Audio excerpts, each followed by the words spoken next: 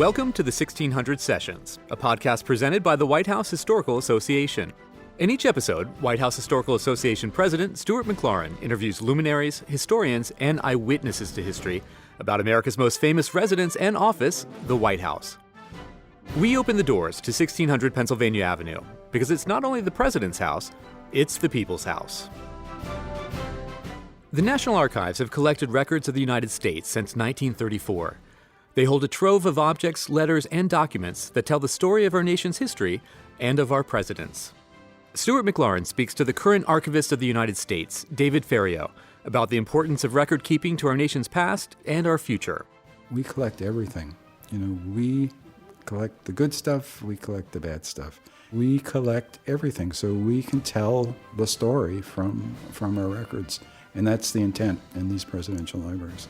As Archivist of the United States, David has worked closely with former presidents to create their presidential libraries, preserving the information we hold about their administration and telling the story of their time in office and in the White House. Welcome back to the 1600 Sessions. I'm Stuart McLaurin, president of the White House Historical Association. It's a beautiful day in Washington today, and we're at historic Decatur House, just across the street from the White House. We're talking with the Archivist of the United States, David Ferriero. David, I've had the privilege of knowing you for many years when you were the librarian at Duke University and then at the New York Public Library, and now the Archivist of the United States, which is a very important position. Tell us about that role and its history and your time and term there and some of the things that you've accomplished and your vision for what's in the future.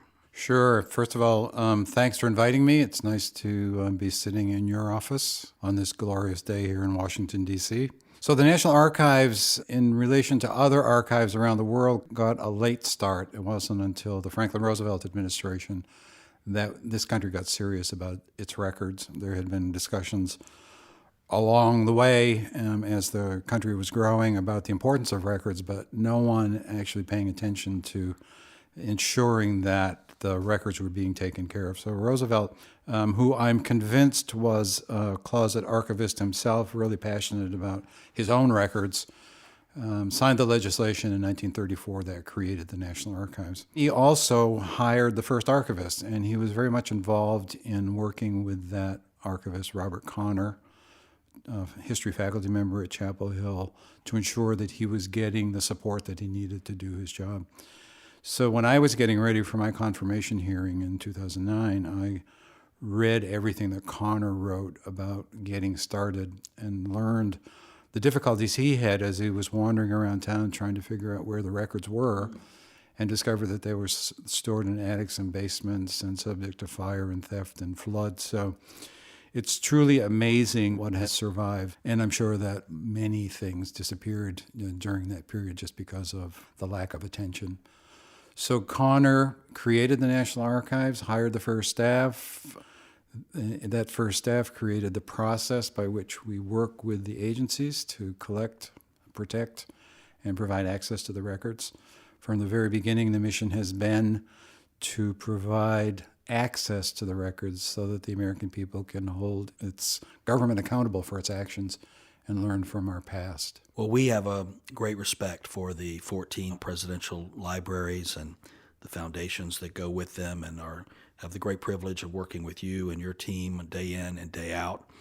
And you mentioned Roosevelt starting this system, but it wasn't the Roosevelt Library that was the first library. It stepped back and picked up Hoover, didn't it? It actually was Roosevelt. Chronologically, Hoover is our first presidential library, but you have to give credit to FDR for the concept. And is this system unique in the world? Does any other head of state, former head of state in any other country of the world have the requirements that are on ours to have those records be retained and to become accessible for scholars, students, researchers, journalists? It is unique. It is a unique situation, and we're often visited by archivists and other folks in foreign governments to learn about the presidential library system. There's a lot of interest in it.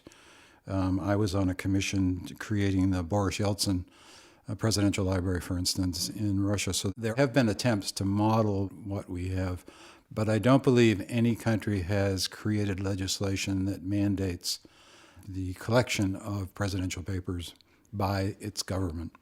And before the legislation was created here, and this wonderful series of libraries was begun, where were these records? Where did they find them?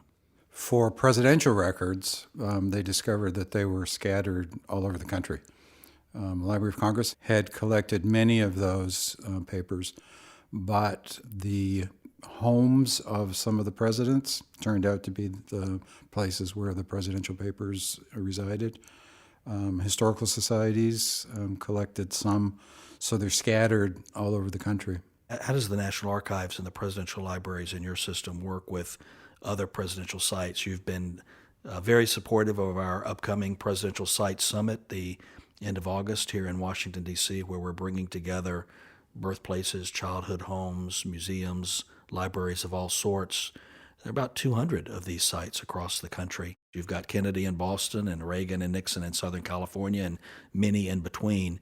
How do you interact, or do you interact with these smaller sites? So we have, depending upon the site, what I would describe as local relationships with the sites that are closest to us.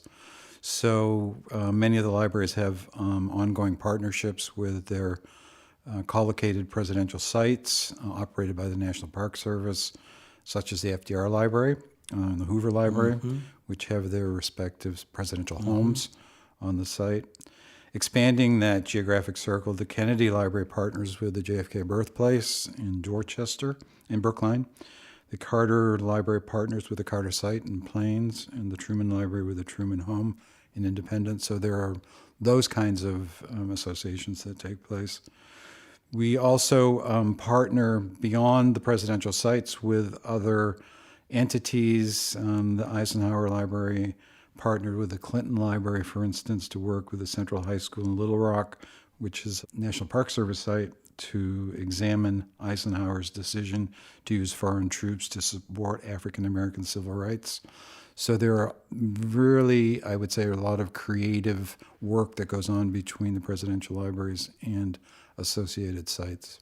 What about universities? I know that several of the presidential libraries are connected to universities or on university campuses. How does that work? Well, having grown up in the university setting myself, I'm especially pleased and interested to see the work that goes on in those presidential libraries that are on campuses, because it's a built-in audience. There's great opportunities for collaboration with faculty and students and with policy centers. I would say our newer presidential libraries have created policy centers as part of the foundation of the presidential library site in partnership with the universities. So public policy programs working closely with our staff to use the collections in support of teaching programs. These universities across the country are obviously great incubators of young minds, and these are students that did not know these presidents as living presidents. And I think it's wonderful. I agree with you. I think it's wonderful when the libraries have that academic setting and can engage students and faculty as well to understand these presidents who've led our country, as well as the times in which they lived. And when you go through these wonderful libraries of yours and you see, it tells the story of that president, obviously from birth through, in most cases, their deaths, but it also tells the story of that decade or that period of time. And when I was young, I had the opportunity as a fifth grader and eighth grader to come to Washington and visit the National Archives, and great memories of that. But now that these presidential libraries are coast to coast, these are really great places for schools and families to visit.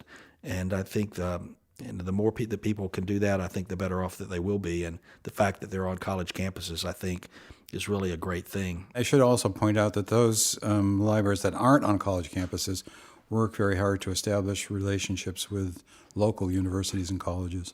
I should also say, since you talked about the fact that they're spread out across the country, there are a fair number of people who think presidential materials should be consolidated in Washington, that they really shouldn't be spread out across the country, that's not the best way to be providing access or the experience. And I would disagree with that. I think what you said is exactly true. Your own experience is the experience that we hope for, that kids, local kids, get an opportunity to see the life and times of an individual who grew up in that area, to really make the connection. And we hope that their experience in the presidential libraries would inspire people to public service. And that's one of the goals of the presidential libraries.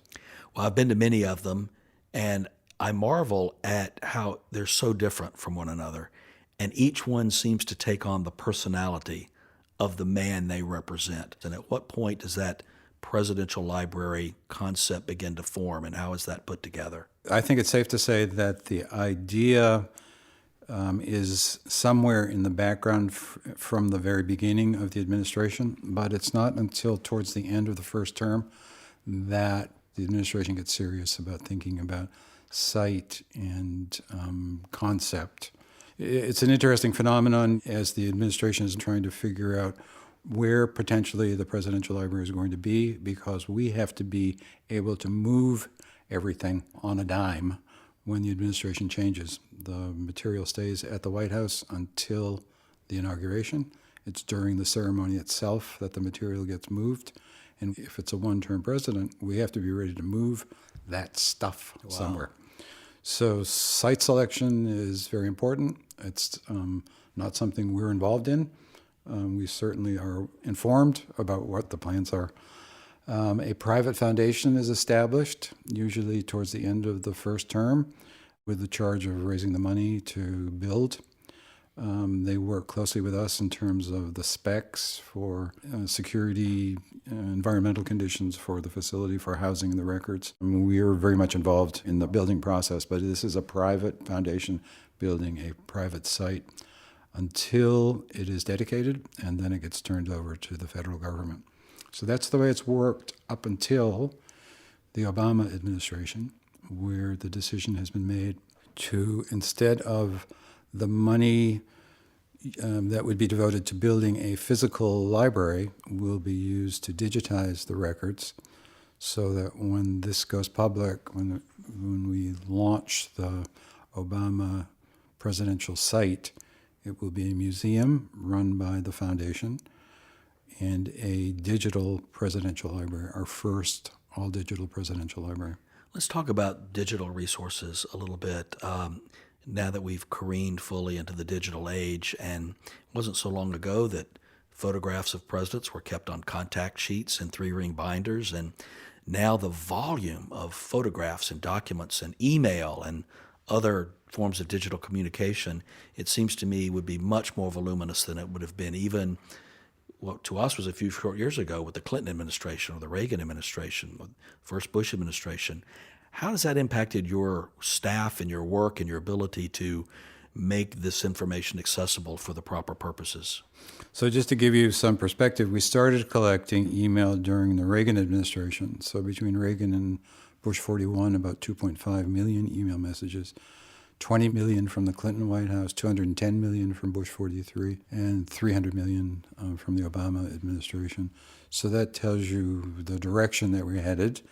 And that also tells you what keeps me up at night in terms of being able to manage large electronic files and ensure that they are going to be available in perpetuity. You know, the role of the National Archives is to ensure that the records, and these are records, are kept, maintained, preserved, and made available forever. How does the classification process work for presidential records? Obviously, much of the work of a president has a certain level of classified nature to it, and how do you handle those sensitivities? There are laws that govern when the records can be made available. There's a 5-year term after the presidency where nothing is available except by Freedom of Information Act request. And then as the records are processed, they're made available. But there will always be a certain portion of the records which were born classified. They're classified and for a period of time, reviewed on a regular basis, released at the appropriate time. So we are continuing the process of reviewing and releasing material. So will your staff work with the classifying agency that's involved with that document? We don't have the authority to declass. We work with the original classifier and the representative of the president and the current president. The opening of these presidential libraries is quite an elaborate affair. I recall the last one was in Dallas with President George W. Bush, and that array of former presidents and first ladies and the herald trumpets, and it was quite an occasion. Certainly even a presidential inaugural doesn't bring together that number of former presidents and first ladies, and a funeral is a different occasion, but to have that number of presidents and first ladies convene to celebrate in some way the legacy of a predecessor, regardless of political party, that's a really exciting thing that I think is unique to our country as well. Of course, you're much more up close and personal with those former presidents and first ladies than I would have been sitting in the audience. Tell us some of your stories about those times. Well, the Bush 43 was my first presidential library, and shortly after I assumed my position, I flew to Dallas to meet with the president to go over the plans for the library. This was in early 2010, I believe. And it was my first meeting with the president. He was very knowledgeable about the project, very proud of the planning that had taken place so far. He was very proud of the fact that his was the most electronic of all the presidential libraries. And he knew the number, 210 million email messages. And he reached across the table, pointed at me, and he said, "And not one of those is mine." So we started off on a good foot, I think, in terms of sharing a passion for libraries. And I was very proud of the fact that Laura Bush, a librarian herself, was really the point person on that project. A lot of other people involved, but I give her a lot of credit for the attention to detail, and it shows. Of all of our presidential libraries, it is the most up-to-date, the most technology savvy so far in terms of interactives in the museum experience.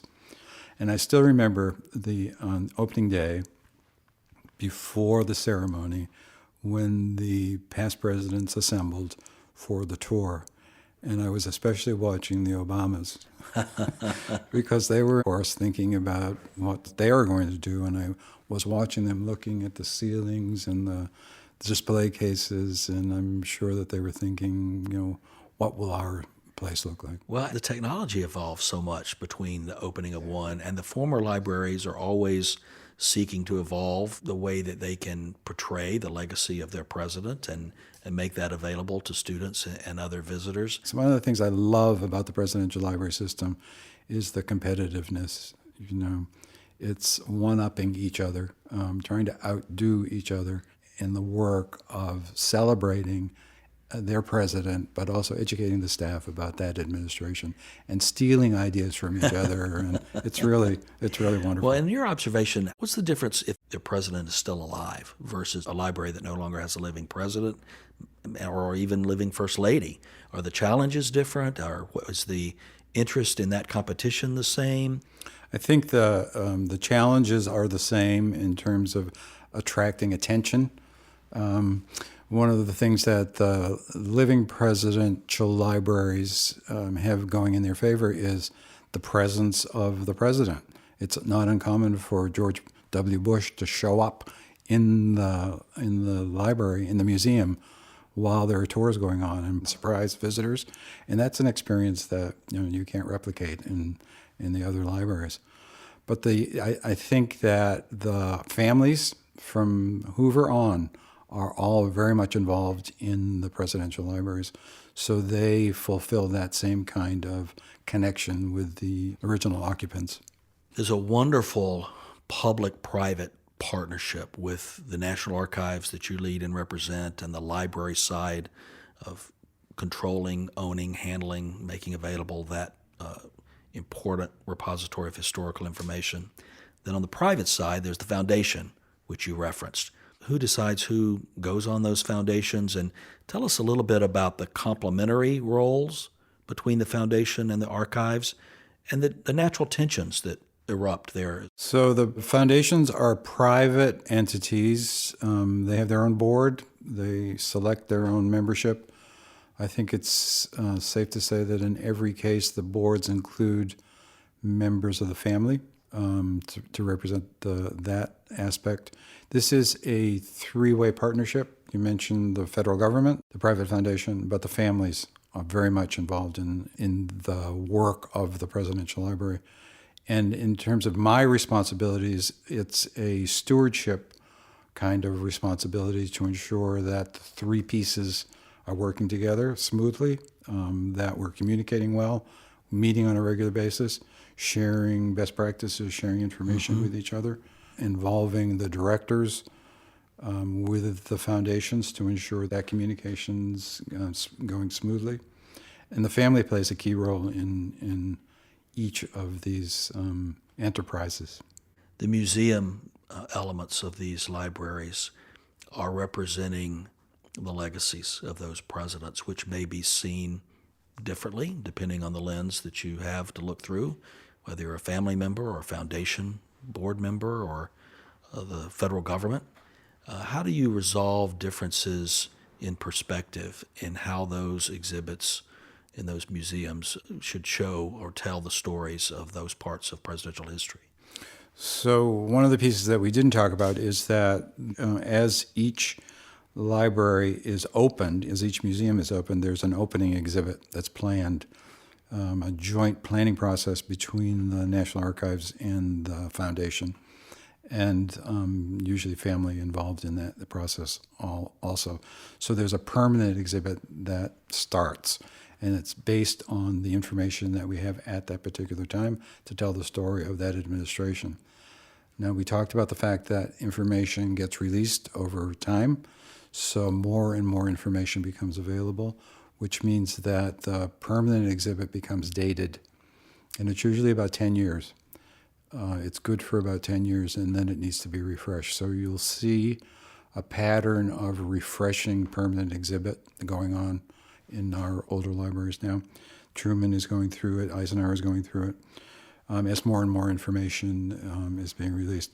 So it's important to know and to realize that if you have been to a presidential library as a kid, your experience today in that same presidential library is going to be different. The foundation pays for a lot of the redoing of exhibits and working with us on the message that we're conveying. It's a negotiation process sometimes, depending upon how controversial the president was or how controversial some of the issues being dealt with.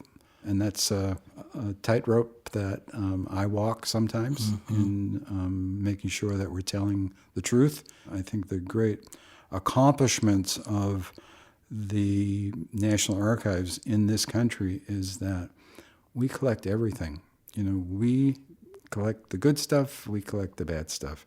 And all of our history isn't great.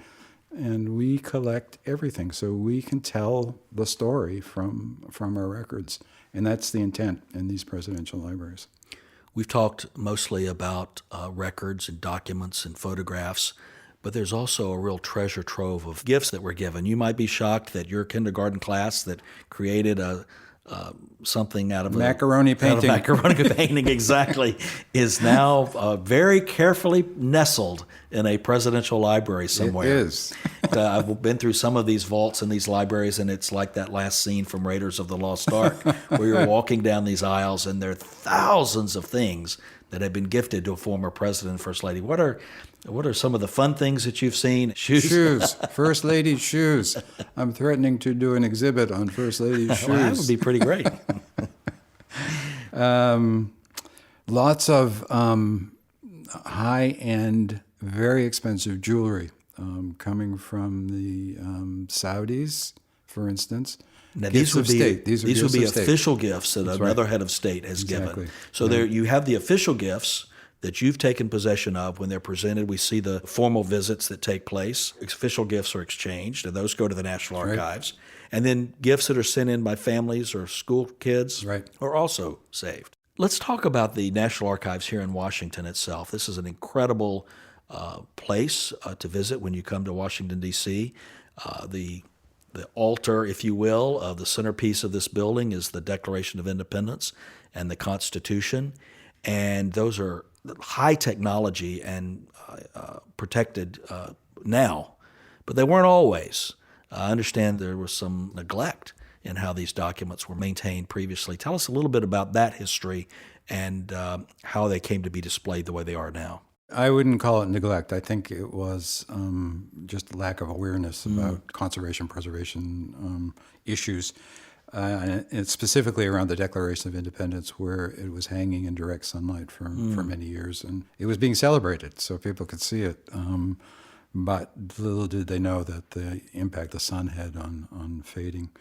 They had a difficult journey, and I can tell you every day when I walk into that rotunda, I am still marveling at the fact that they have survived. Signed in Philadelphia, moved to Washington, to New York, dragged to Washington. The night before the British burned the town, Stephen Pleasanton in the State Department rolled them up, stuffed them into linen sacks, commandeered a wagon, and spirited them into the hills of Virginia. The only reason that they survived is the quick action of Stephen Pleasanton, who is my personal hero these days. The building opened in 1935 with the tabernacle basically in the rotunda for the Declaration. The document was at the Library of Congress. The Librarian of Congress refused to release it. It's a wonderful Washington story. And it wasn't until Harry Truman interceded in 1952 that with tanks went to the Library of Congress and took that thing. Well, Not exactly that sequence, but it was accompanied from the Library of Congress to the National Archives, its rightful place, by tanks. well, that is a great story. Yes, the new Librarian of Congress and I talk about that. You've been very innovative as the archivist of the United States, and there are a lot of things in this city that compete for the attention of visitors, and the National Archives should be a must-go-to site. One of the ideas that I like the best, because of its innovation and creativity, is the sleepovers. Tell us that story. So I moved here from the New York Public Library, and one of my great desires at the New York Public Library was to have a sleepover in the reading room of the main building, and legal folks there didn't think that was a very good idea. They were concerned about liability. And so when I became the archivist and walked into that rotunda, I said, aha, here it is. Sleepover right here on the floor of this rotunda. We're going to do it. And twice a year, we now have, in October and February, we have about 100 kids with an adult who spend the night with us. They come on a Saturday night, and we have a whole evening's worth of activities for them, scavenger hunt, readings, film, all kinds of activities. They do sleep on the floor of the rotunda. They bring sleeping bags and mattresses and things like that. And Sunday morning, I flip pancakes for a pancake breakfast. The chef archivist.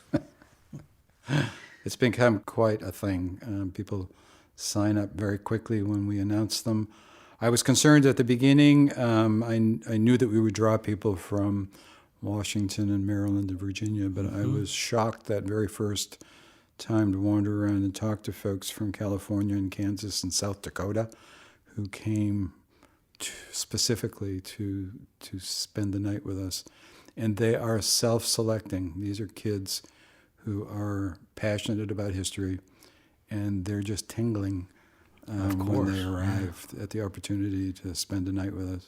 Wow, I envy that opportunity. That's something that they will remember for the rest of their lives, and well, who knows what it may inspire them to go on to do in their careers. Well, we are under a lot of pressure to have one for adults. Well, I was about to say, I want to get on that waiting list. There are many cultural institutions and government and non-government entities in this town that we compete with one another in some measure, but it's also important for us to collaborate with one another. And I know that you and Carla Hayden, the new Librarian of Congress, have initiated a collaboration between all of us where we get together regularly, and part of it is social, part of it is best practices and ideas.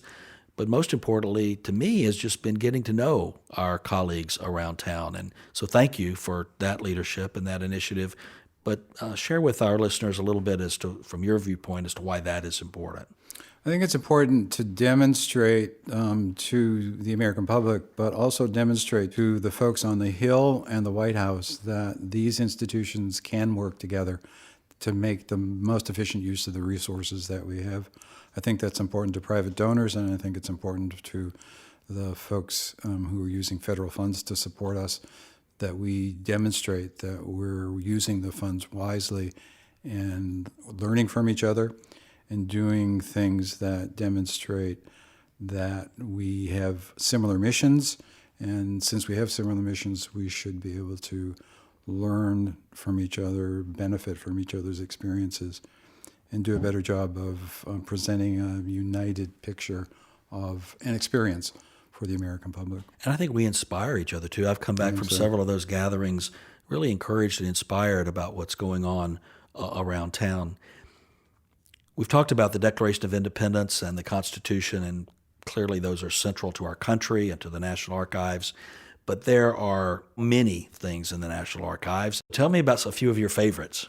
Let's see. It kind of changes every day because of discoveries that are made in the records. I think that the letter that Annie Oakley wrote to William McKinley after the Maine was blown up, offering to raise a troop of 50 sharpshooter women who would supply their own rifles and ammunition, that's right up there. The check for $7.2 million with which we bought Alaska, made out to the Russians, and you flip it over and there's the endorsement. So they went to the Riggs Bank and walked out with $7.2 million in gold. But my favorites are 4 letters that were presented to me by directors of presidential libraries. When I became the archivist and met with the directors for the first time, the director of the Kennedy handed me a copy of a letter that a kid wrote to the president asking for information about the proposed Peace Corps. It's a letter for me. Wow. 2 weeks later, the Eisenhower called to say they'd found 2 letters from me to President Eisenhower. And when I was at the LBJ, they handed me a copy of the letter that I wrote to LBJ congratulating him for signing the Civil Rights Act. And do you still agree with what you wrote to each of those presidents? Yes, I still do. That's great. I know you get all kinds of questions, some humorous, some serious. What are the most common questions you get asked as archivists? The most frequently asked question is, can I see the back of the Declaration of Independence? Triggered by National Treasure, the movie, because they're convinced that there's a map on the back and they want to see the map. So that's definitely number one. Our user communities are pretty defined. Most of our users are genealogists, so they want information about family roots. Second category of users are veterans. We have those, their records, as well as unit and troop records and all the Defense Department records. Anyone who needs to get services from Veteran Affairs has to present proof of their service, and that's a role that we play using those military records. What is something that people may not know about the presidential libraries or the National Archives that you would really like for them to know? I think the biggest issue that we have is just awareness of the fact that our records exist and that they are there for the American public to use, to learn from our past, most importantly, to hold our government accountable. So each of those presidential libraries and all of the other facilities across the country that house National Archives materials are open to the public for their use.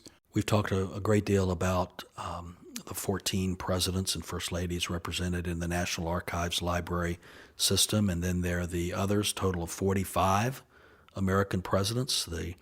The one thing that they all have in common is the White House that's right across the park from where we're sitting today, and all of them live there except for George Washington, who selected the site. What do you see as important about the study of the White House itself and White House history? Most people think and talk about presidential history and the man and what he did and what he accomplished. But there's that common denominator of the house, the place, the stage setting, the office, the home. Why do you think it's important to study White House history, and in your view, what is important to be known about White House history? It's a home. I think that's the most important concept that I think people lose sight of, that a family lives there. There is a social aspect, cultural aspect to life in the White House that gets overshadowed, I think, by the political nature of the day-to-day work. And that's the value of the work that you do in the Historical Association, but also the value of the presidential libraries is to paint the total picture of the administration. It's not just what happens to the president. It's not just the president, but it's the administration, it's the family, it's the interactions. It's telling the story of the life during that administration, I think, is most powerful.